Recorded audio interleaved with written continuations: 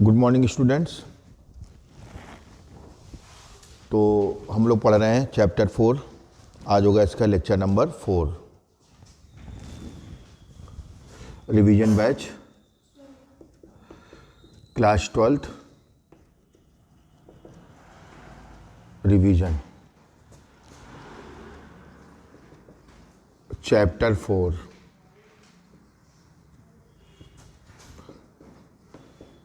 Lecture 4।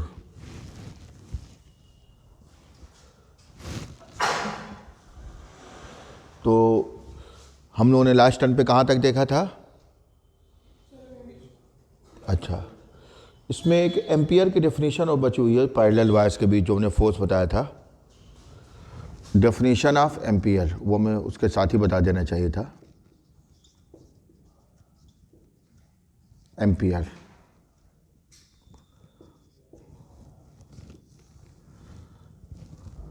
ये दो wire हैं, एक में कितनी करंट है I1 और दूसरे में I2। सेम डायरेक्शन में हो या अपोजिट डायरेक्शन में। अगर सेम डायरेक्शन में तो कौन सा फोर्स लगेगा? अट्रैक्शन। ठीक है, वी नो दैट, नोट करते चले, the magnetic force acting on per unit length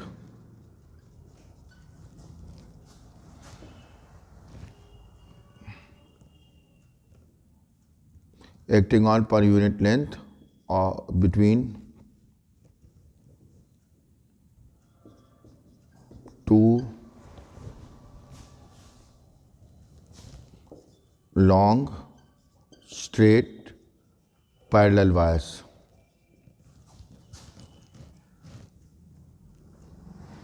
current carrying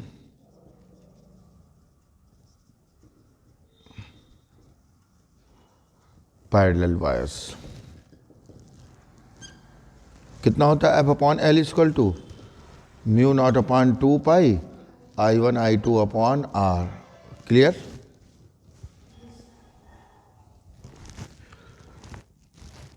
if R equal to 1 metre, I1 equal to I2 equal to I and F/L equal to 2 into 10 to the power -7, then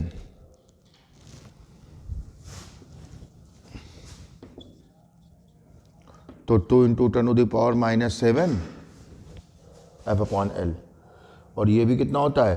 2 into 10 to the power -7। I1 भी आई, I2 भी आई, R1 हो गया। Clear? यानी I square equal to 1, इससे ये cut गया, I equal to 1 ampere. तो जब भी आपसे एम्पियर का डेफिनेशन पूछेंगे इसी तरीके से,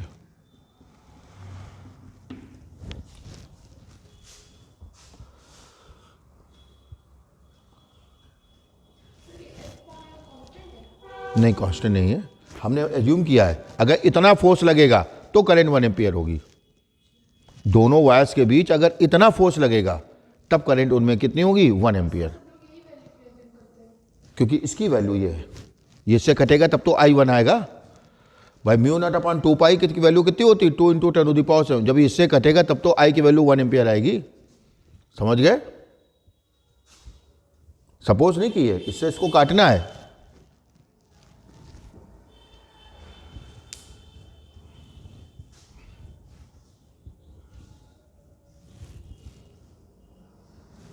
लिखे 10 तक पहुंचे?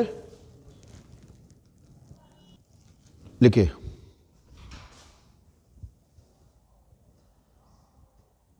If two long straight parallel wires,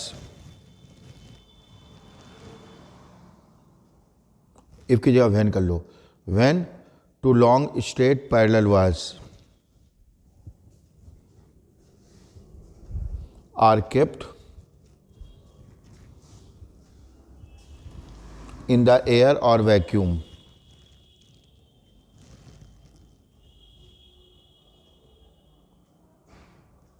at a separation of 1 meter। at a separation of 1 meter, and electric currents of same intensity, electric current of same intensity is flowing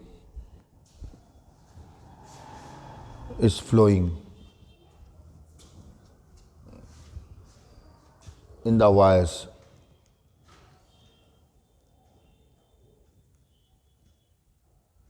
comma, if the magnetic force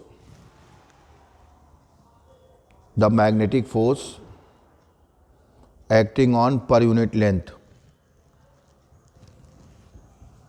the magnetic force acting on per unit length of the wires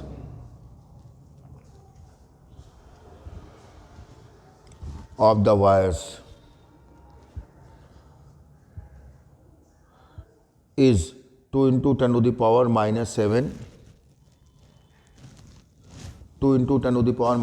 Newton per meter.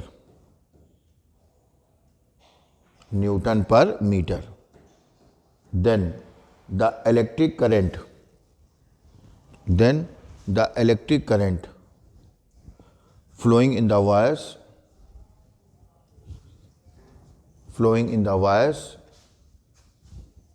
is 1 ampere,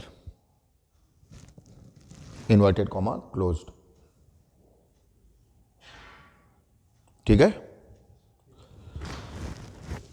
Force couple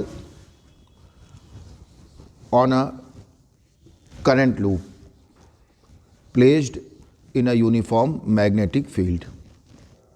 heading डाले.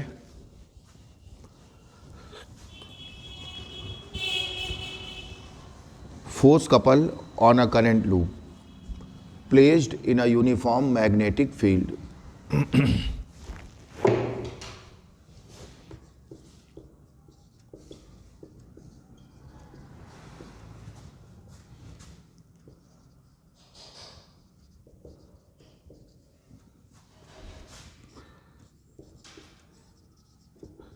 in a uniform magnetic field. सुने, तो ये uniform magnetic field हो गया.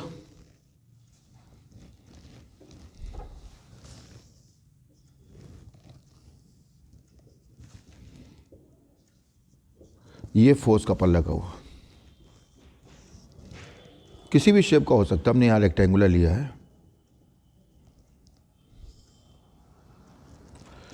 P Q R S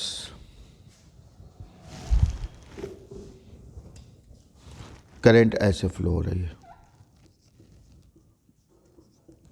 लिखे, let a rectangular current loop PQRS, let a rectangular current loop PQRS of length small l and breadth small b is kept parallel in a uniform magnetic field B vector. In a uniform magnetic field B vector. ठीक है, बस इतनी language sufficient है. ठीक है, अब देखिए P Q P पर जो फोर्स लगेगा वो inverse. Rule number 2, fingers in the direction of magnetic field. नहीं समझे? Fingers in the direction of magnetic field, thumb in the direction of current. Pen ऐसे लगाएंगे, inverse.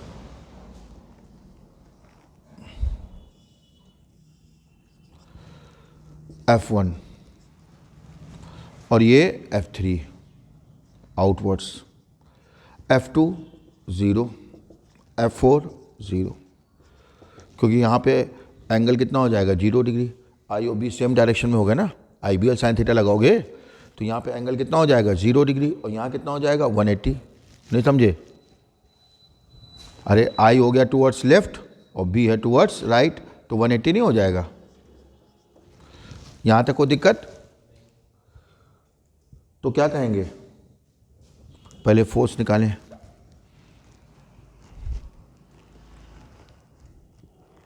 Magnetic force acting on the arms PQ and RS, F1 is equal to F3 IBL sin 90। 90 कैसे हो गया, समझ आया? क्योंकि I और B के बीच का एंगल 90। देखिए B है टुवर्ड्स राइट, I कहाँ है अपवर्ड्स, बीच का एंगल 90 हो गया। यहाँ पे B टुवर्ड्स राइट, I कहाँ है डाउनवर्ड्स। नहीं समझे? यहाँ पे एंगल कितना है 0, वहाँ पे 180 नीचे। क्लियर? कुछ समझ आ रहा है? तो क्या कहेंगे, और ध्यान रखना इनके मैग्नीट्यूड सेम है, डायरेक्शन नहीं। ब्रैकेट में क्या लिखना पड़ेगा हमें, मैग्नीट्यूड, डायरेक्शन अपोजिट है। यहाँ तक पहुँचे डायग्राम बना के।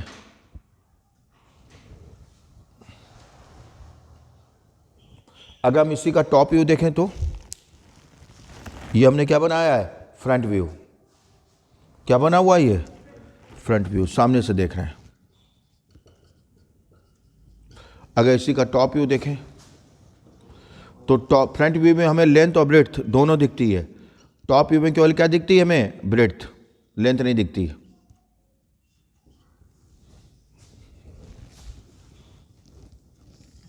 सुनिए, तो जैसे मोबाइल है, जैसे कि हाई है, ठीक है। अब आप सामने से देख रहे हो तो आपको क्या दिख रही है, लेंथ और ब्रेड्थ, लेंथ और ब्रेड्थ। और जब टॉप व्यू देखेंगे ऊपर से केवल ब्रेड्थ, ये टॉप व्यू हो गया। क्यों नहीं जान पाते हो? अगर साइड से देखेंगे तो साइड व्यू कहेंगे, तो क्या दिखेगी आपको, केवल लेंथ। समझ गए? कोई डाउट? तो देखिए ये P ये Q, तो PQ फोर्स कहाँ लग रहा है, इनवर्ड्स मुन्ना, और RS पे कहाँ लग रहा है, आउटवर्ड्स। और जब इसका टॉप व्यू देखेंगे ऊपर से तो ये देखिए जो इनवर्ड्स था वो कहाँ जाएगा, अपवर्ड्स। देखो ये फ्रंट व्यू हो गया, क्या हो गया, ये फ्रंट व्यू, और ये टॉप व्यू। समझ गए? तो जो क्रॉस था वो कहाँ गया, अपवर्ड्स, समझ गए ना, और जो डॉट था वो कहाँ है, डाउनवर्ड्स। ठीक है, देखिए तो आपको केवल ब्रेड्थ दिखेगी।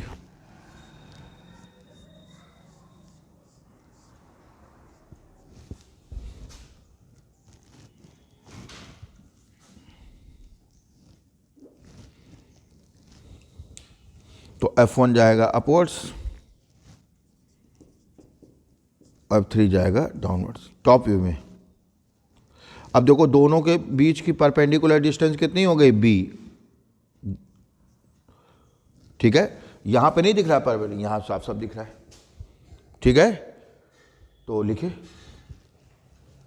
Since forces F1 vector and F3 vector, since forces F1 vector and F3 vector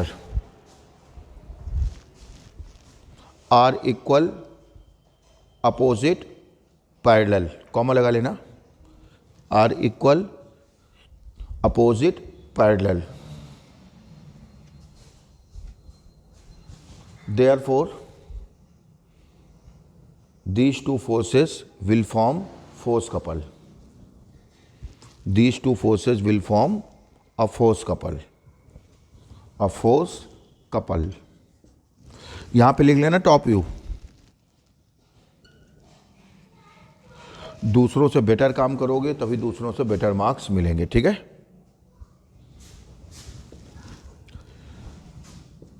the movement of this force couple, this force couple,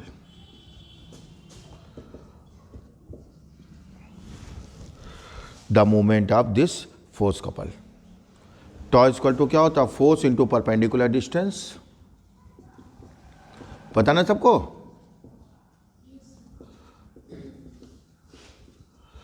force हम लोग निकाल ही चुके हैं।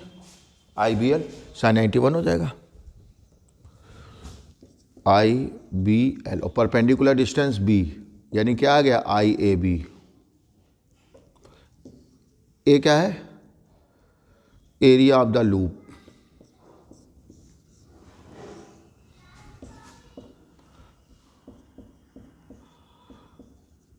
Area of loop A equal to L into B.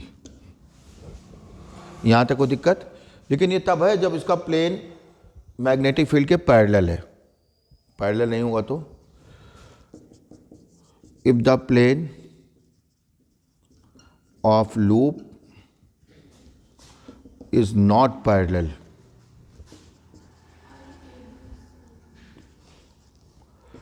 to the direction of magnetic field,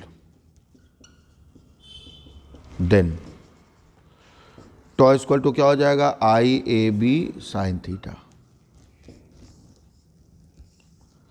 N turns की बात करें तो NIAB sin theta.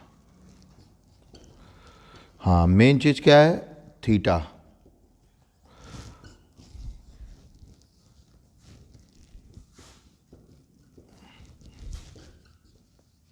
Theta angle between magnetic field and magnetic axis of the loop, magnetic field and magnetic axis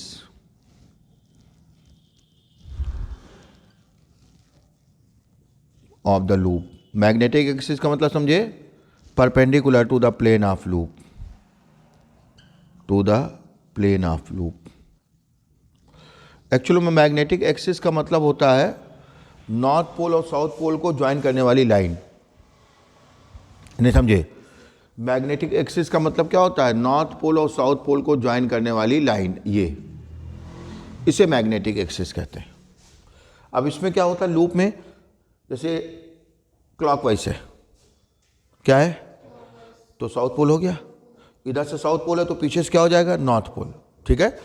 जैसे ये है circular loop है, मान लेते हैं यहाँ पे क्लॉकवाइज है तो ये साउथ पोल हो गया, इधर से देखेंगे तो कैसा दिखेगा एंटी क्लॉकवाइज नॉर्थ पोल, और साउथ पोल नॉर्थ पोल को मिलाने वाली लाइन को ही क्या कहते हैं मैग्नेटिक एक्सिस। ये मैग्नेटिक एक्सिस हो गई, बस साउथ पोल नॉर्थ पोल को मिला दिया हमने, ठीक है। अब जैसे ये है, ये क्लॉकवाइज, इधर से क्लॉक है तो उधर से कैसा दिखेगा एंटी क्लॉक, ये नॉर्थ पोल साउथ पोल को मिलाने वाली लाइन मैग्नेटिक एक्सिस।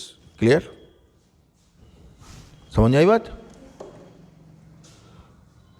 तो ये लाइन, जैसे यहां पे कोई पूछे थीटा कितना है, प्लेन जो है लूप, गधे टाइप के, ध्यान दें, तो जो लूप का प्लेन है वो मैग्नेटिक फील्ड के कैसे पैरेलल, तो थीटा कितना हो जाएगा 90 डिग्री। अरे ये है मैग्नेटिक एक्सिस, तेजस बताया सब वाला तो अभी तक क्या कर रहे थे? तो जब मैग्नेटिक एक्सिस का मतलब होता है perpendicular to the plane of loop, उल्लू टाइप के ध्यान सुने, तो मैग्नेटिक एक्सिस का मतलब क्या होता है perpendicular to the plane of loop, ये समझ गए। तो जब कहेंगे लूप का प्लेन मैग्नेटिक फील्ड के पैरेलल है तो थीटा 0 नहीं लेंगे 90 डिग्री। जब कहेंगे लूप का प्लेन मैग्नेटिक फील्ड के परपेंडिकुलर है तो थीटा 90 नहीं लेंगे 0। समझ गए? जैसे ये लूप का प्लेन है मैग्नेटिक फील्ड के परपेंडिकुलर, लूप का प्लेन मैग्नेटिक, तो मैग्नेटिक एक्सिस ये हो जाएगी, मैग्नेटिक एक्सिस और मैग्नेटिक फील्ड के बीच का एंगल, ठीक है। एक तरीके से और याद रख सकते हो, ए वेक्टर और बी वेक्टर के बीच का एंगल होता है। ए वेक्टर तो जानते हो, एरिया वेक्टर क्या होता है परपेंडिकुलर टू द प्लेन। और इसी को ऐसे लिखते हैं आई एंड आई और ए क्रॉस बी। समझ गए? अभी नहीं समझे? कोई डाउट? नोट करें। अब देखें force couple on a bar magnet, अगली हेडिंग डालें, force couple on a bar magnet.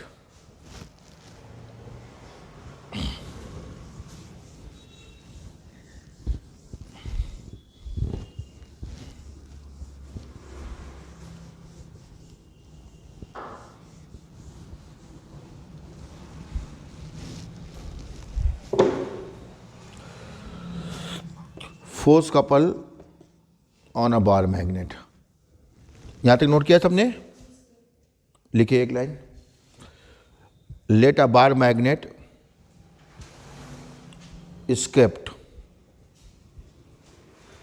let a bar magnet is kept in a uniform magnetic field B vector, in a uniform magnetic field B vector,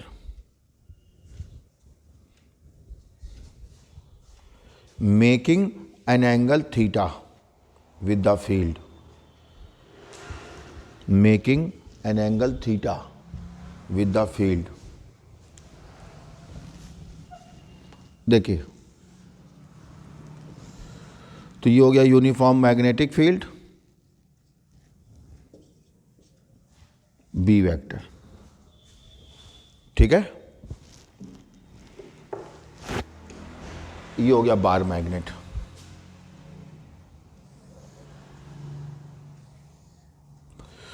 तो magnetic field से कितने angle पे? Theta. South pole, north pole.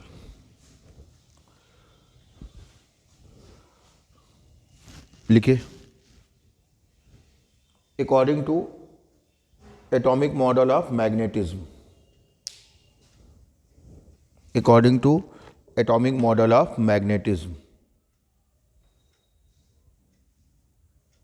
Atomic model of magnetism, comma,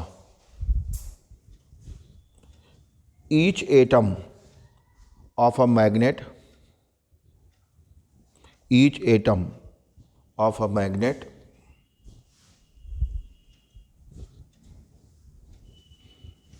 behaves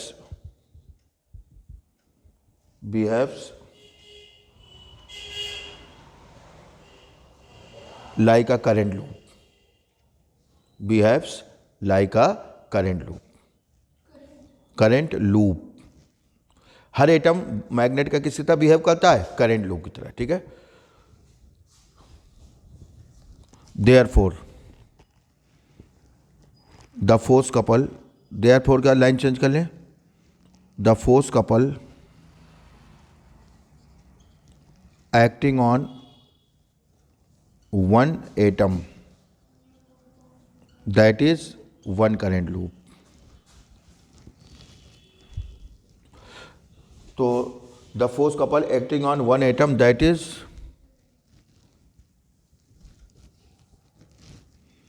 one current loop. जब हम one atom कह रहे हैं तो इसका मतलब वन करंट लूप। और अभी हम लोग पढ़ चुके हैं IAB साइन थीटा। अगर एक करंट लूप पे निकालना है तो यही तो होता है IAB साइन थीटा। अब मान लेते टोटल n एटम है, N IAB sine theta.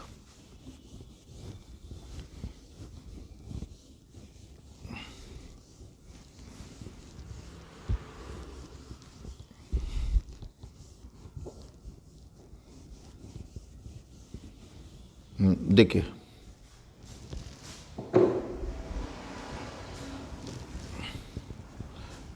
if there be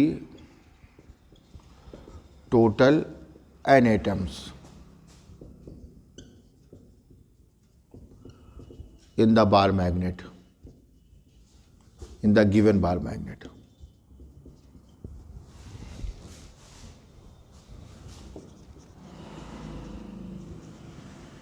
then total force couple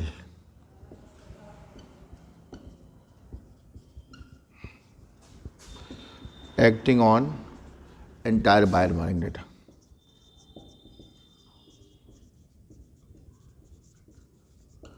कितना हो जाएगा? Tau equal to NIAB sine theta. NIAB को क्या कहते हैं? Magnetic dipole moment, magnetic dipole moment किससे रिप्रेजेंट करते हैं? कैपिटल M से।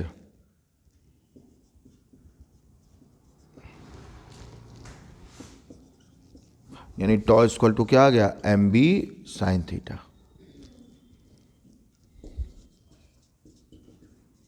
जैसे हम लोगों ने इलेक्ट्रिक डाइपोल के लिए पढ़ा था P साइन थीटा, वैसे यहाँ MB साइन थीटा, ठीक है। कोई डाउट? मैग्नेटिक डायपोल मूवमेंट को हम अलग से डिफाइन करेंगे।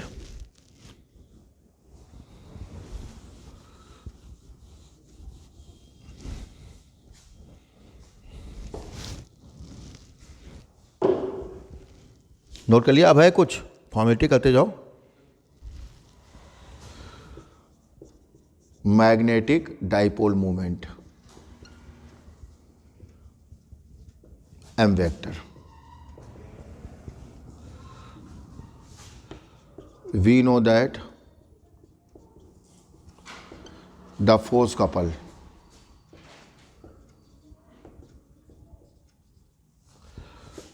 acting on a magnetic dipole। जब हम मैग्नेटिक डायपोल कहते हैं तो कोई भी मैग्नेट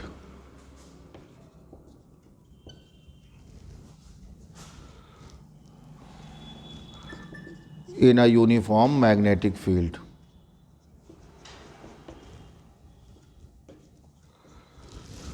कितना होता है tau equal to M B sine theta. अभी तो देखा हम लोगों ने। अगर आपसे मैग्नेटिक डायपोल मूवमेंट की डेफिनेशन पूछेंगे तो ये ऐसे स्टार्ट करेंगे, ठीक है? अभी नहीं समझे?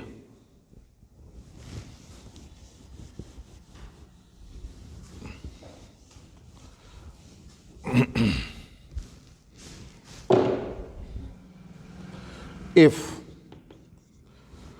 theta is equal to 90 degree and b is equal to 1 Newton per ampere meter, then m की वैल्यू किसके इक्वल हो जाएगी? टॉ के। या टॉ की वैल्यू किसके इक्वल हो जाएगी? m के। बात एक ही है। हैंस पहुंचे?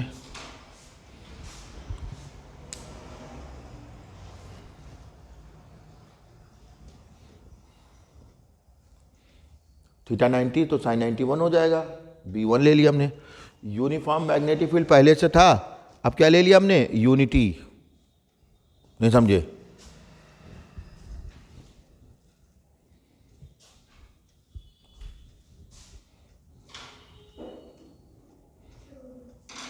पहुंचे हेंस तक? तुम हाथ ऐसे किए लिख रहे हो कुछ? अच्छा लिखे। When a magnetic dipole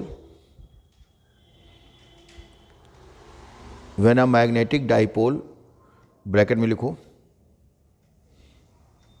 like bar magnet, कोई भी मैग्नेटिक डायपोल हो सकता है। When a magnetic dipole bracket में like a bar magnet, bracket closed, is kept perpendicularly,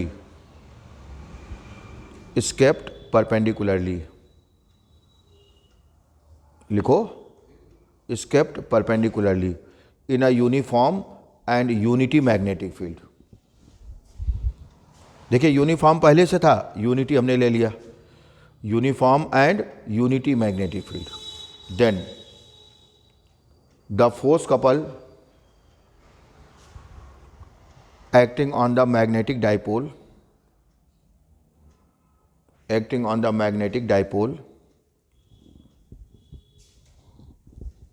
is called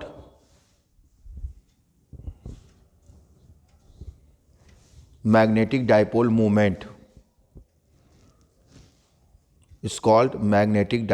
moment, bracket में लिखो capital M vector of that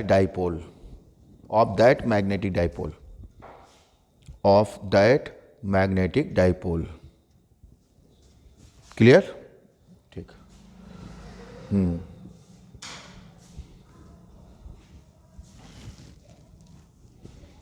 unit क्या होगी?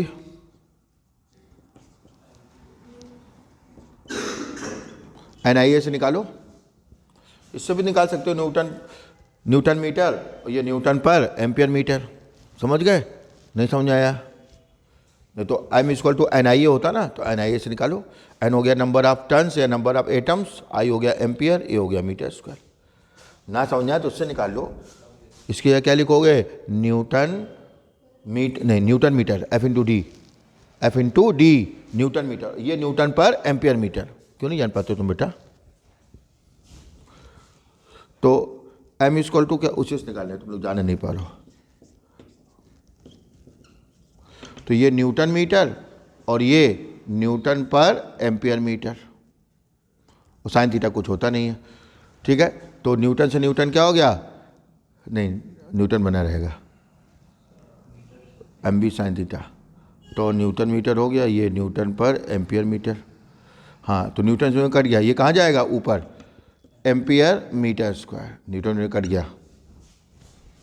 क्लियर? नहीं समझे? डायमेंशन फार्मूला इससे भी निकाल सकते थे direct, M equal to NIA से, इसको ध्यान को ज़्यादा सही रहता है। Dimension formula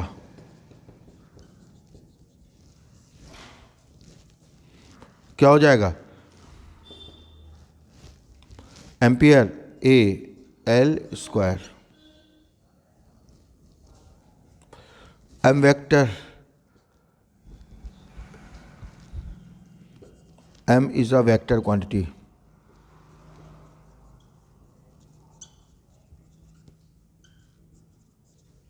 and directed from, बताओ क्या डायरेक्शन होती है? South pole to north pole.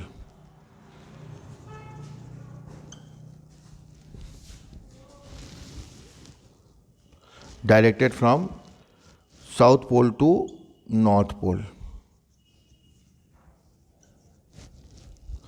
तो M एक वेक्टर क्वांटिटी है, क्या डायरेक्शन होती है? South pole to north pole. ठीक है, इरेज करें जरा, थोड़ा सा इसका खुलासा करें। खुलासा,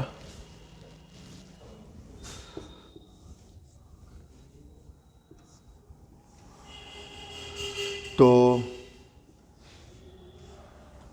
साउथ पोल नॉर्थ पोल, ठीक है।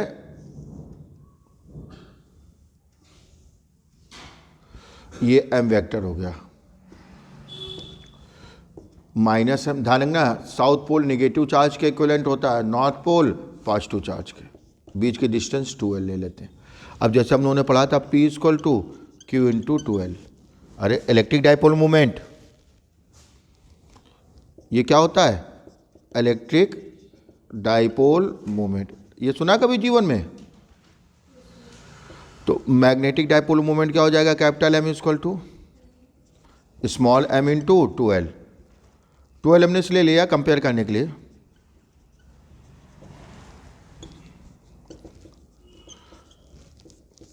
स्मॉल m को क्या बोलते हैं? बोलो। वैसे तो मैग्नेटिक चार्ज भी कर सकते हो, लेकिन कहा क्या जाता है? Pole strength of given magnet. तो स्मॉल m को क्या बोलते हैं? Pole strength, pole strength of given magnet. Clear? अगर हम स्मॉल m की यूनिट निकालें,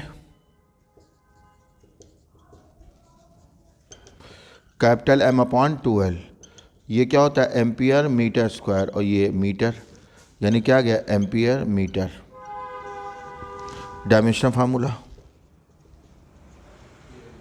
AL। क्लियर? अब हम इलेक्ट्रिक डाइपोल को कंपेयर करेंगे किसके साथ? मैग्नेटिक डाइपोल के साथ। इलेक्ट्रिक डाइपोल को कंपेयर करेंगे मैग्नेटिक डाइपोल के साथ। यहां तक कर लिया?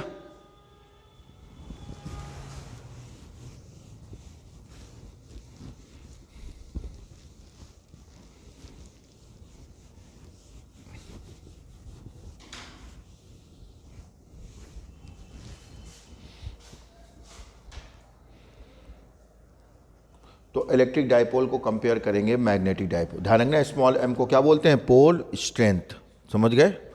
और साउथ पोल नेगेटिव चार्ज के इक्विवेलेंट होता है और नॉर्थ पोल पॉजिटिव चार्ज के। तो जैसे इलेक्ट्रिक डाइपोल मूवमेंट क्या होता है? निगेटिव से पॉजिटिव क्या डायरेक्शन होती है, निगेटिव से पॉजिटिव। वैसे ही magnetic dipole moment south pole से नॉर्थ पोल, ठीक है। यानी साउथ पोल किसके इक्विवेलेंट है, निगेटिव चार्ज के। एन निगेटिव नहीं है यहाँ पे एन पॉजिटिव है, समझ गए। साउथ पोल निगेटिव चार्ज के equivalent, north pole positive charge के इक्विवेलेंट। अब इलेक्ट्रिक डाइपोल को मैग्नेटिक डाइपोल से कंपेयर करेंगे। इलेक्ट्रिक डाइपोल, इधर magnetic dipole.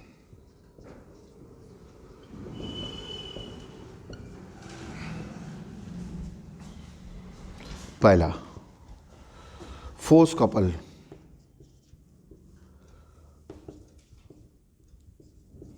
on an electric dipole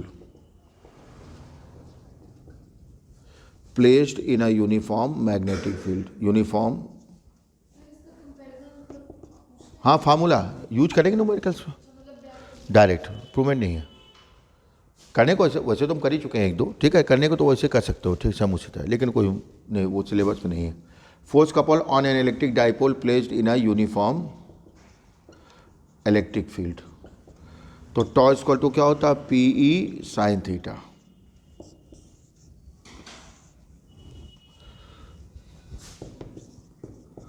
force couple on a magnetic dipole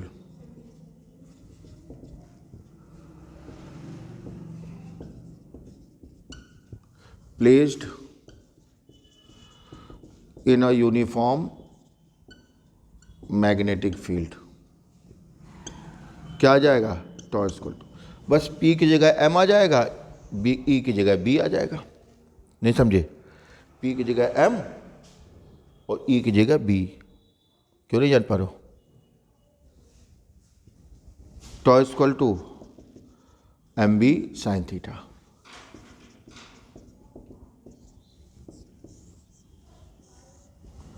work done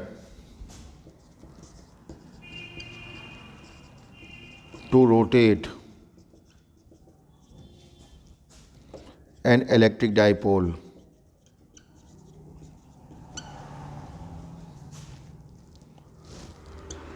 in a uniform electric field। क्या होता है, W equal to PE cos theta 1 minus cos theta 2।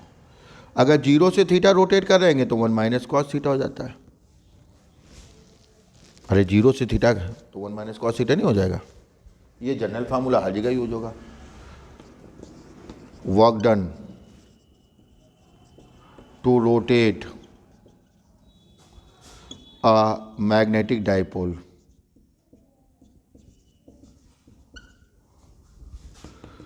In a uniform magnetic field.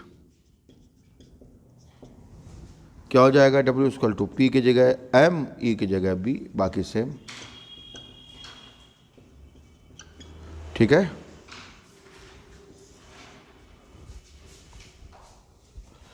Electric potential energy of an electric dipole in a uniform electric field. क्या होता है, U theta equal to minus P cos theta. Theta angle पे है ना ये। Magnetic potential energy, magnetic potential energy of a magnetic dipole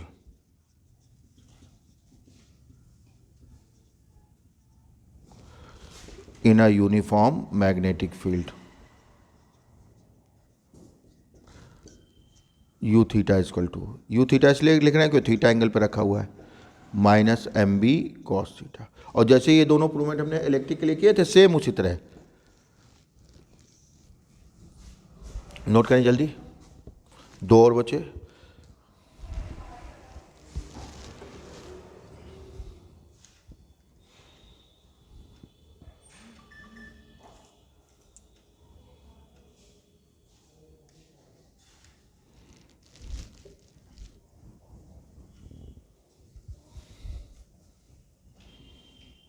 देखिए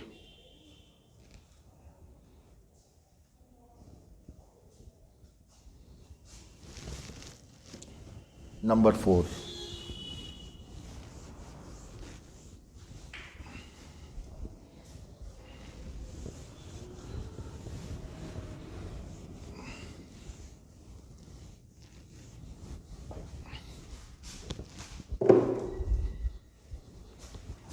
magnetic dipole.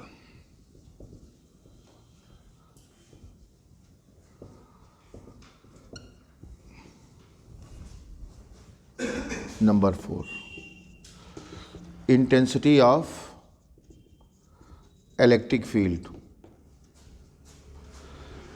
Due to an electric dipole. Electric dipole सबसे पहले एट एंड ऑन। जब हम and on कहते हैं तो उसका मतलब क्या होता है? Axial position.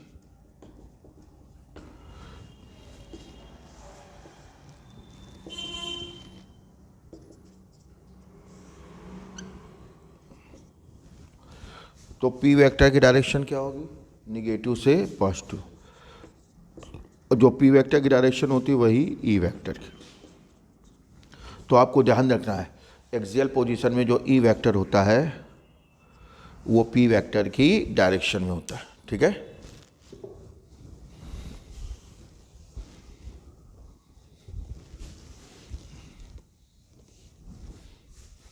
क्या फार्मूला होगा? 1/4πε0 2p/r³। भूल गए? बोलो।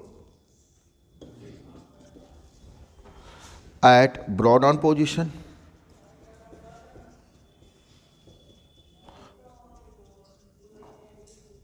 ब्रॉड ऑन का मतलब इक्वेटोरियल।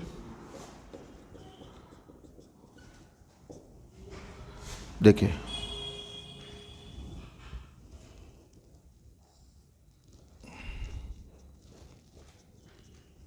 यहां पे कैसे, किस डायरेक्शन में होगा?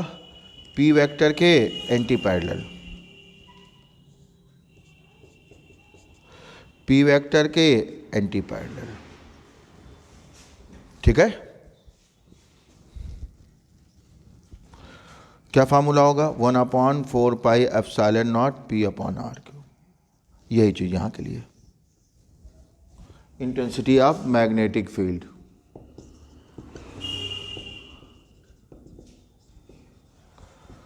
Magnetic field due to a magnetic dipole.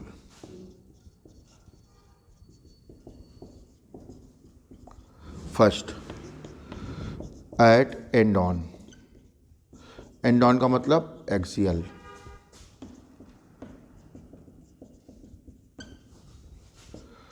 तो जैसे वहां पे था पी वेक्टर की डायरेक्शन में, यहां पे किस में होगा? एम वेक्टर की डायरेक्शन में। और डिस्टेंस हमेशा कहां से मेजर किया जाता है? मिड पॉइंट से। तो देखिए ये एम वेक्टर हो गया और ये बी वेक्टर। तो जैसे यहाँ पे इलेक्ट्रिक फील्ड पी वेक्टर की डायरेक्शन में था, वहां पे मैग्नेटिक फील्ड एम वेक्टर की डायरेक्शन में। क्यों नहीं जान पा रहे बेटा? अच्छा, फार्मूला क्या हो जाएगा? सेम भाई, बस जहाँ पे 1/4πε0 आ रहा है वहाँ पे क्या आ जाएगा? μ0/4π। क्या आ जाएगा? μ0/4π। ठीक है, तो बी का फार्मूला क्या आ जाएगा? μ0/4π 2m/r³।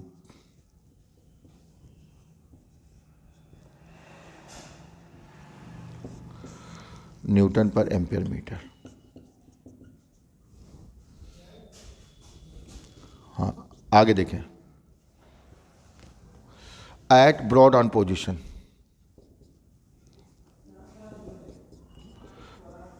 Eight broad on. Broad on का मतलब क्या होता है? इक्वेटोरियल।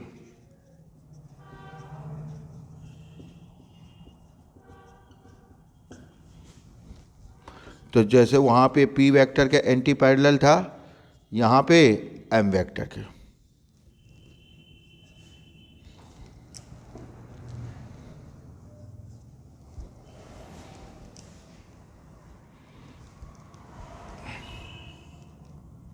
ये m वेक्टर हो गया, इसके एंटी पैरेलल, ठीक है। सेम वही चीज, formula mu naught upon 4 pi m upon R cube. यहां तक कोई दिक्कत? ओके, दैट्स ऑल, समझ गए। तो एक टन की इसमें थ्योरी बची केवल, कौन सी? Conversion of galvanometer into ammeter, conversion of galvanometer into voltmeter, MCG, समझ गए। वो थोड़ी सिंपल नहीं है एमसीजी वगैरह, इसको पढ़ना बहुत ज़रूरी है अच्छी तरह से, ठीक है। तो